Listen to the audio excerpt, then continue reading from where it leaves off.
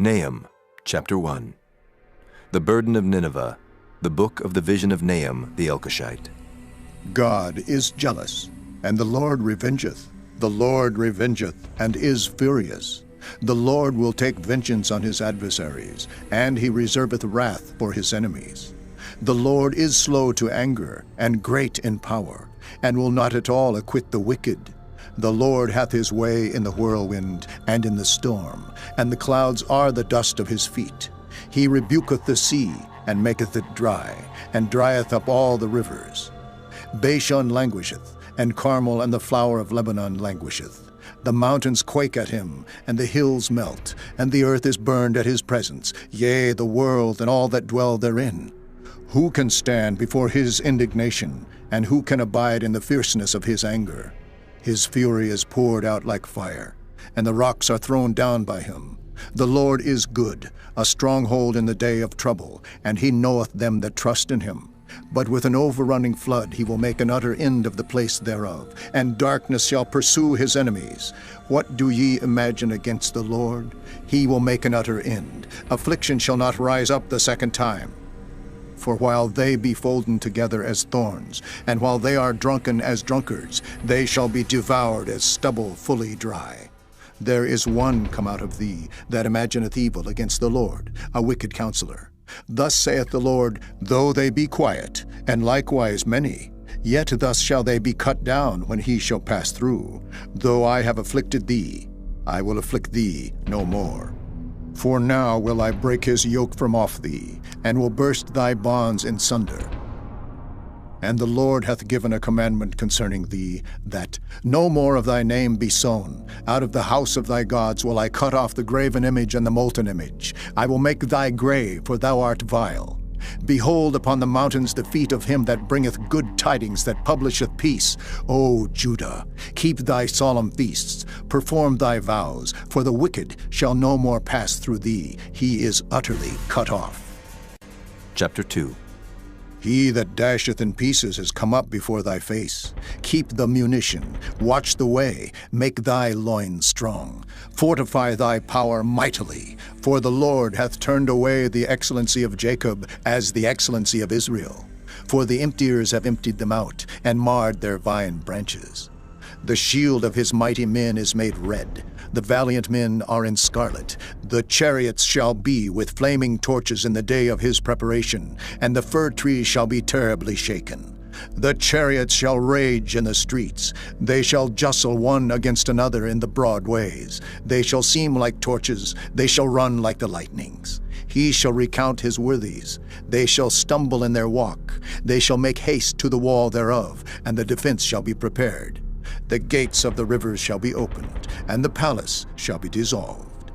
And Huzzab shall be led away captive. She shall be brought up, and her maid shall lead her as with the voice of doves, tabering upon their breasts. But Nineveh is of old like a pool of water, yet they shall flee away. Stand, stand, shall they cry, but none shall look back. Take ye the spoil of silver, take the spoil of gold, for there is none end of the store, and glory out of all the pleasant furniture. She is empty, and void, and waste, and the heart melteth, and the knees smite together, and much pain is in all loins. And the faces of them all gather blackness. Where is the dwelling of the lions, and the feeding place of the young lions? Where the lion, even the old lion, walked, and the lion's whelp, and none made them afraid?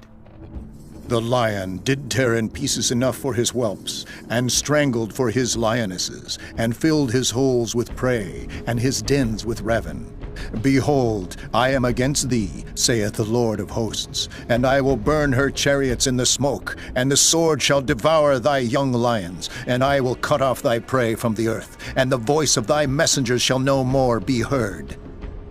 Chapter 3. Woe to the bloody city! It is all full of lies and robbery. The prey departeth not, the noise of a whip, and the noise of the rattling of the wheels, and of the prancing horses, and of the jumping chariots. The horseman lifteth up both the bright sword and the glittering spear, and there is a multitude of slain, and a great number of carcasses, and there is none end of their corpses. They stumble upon their corpses.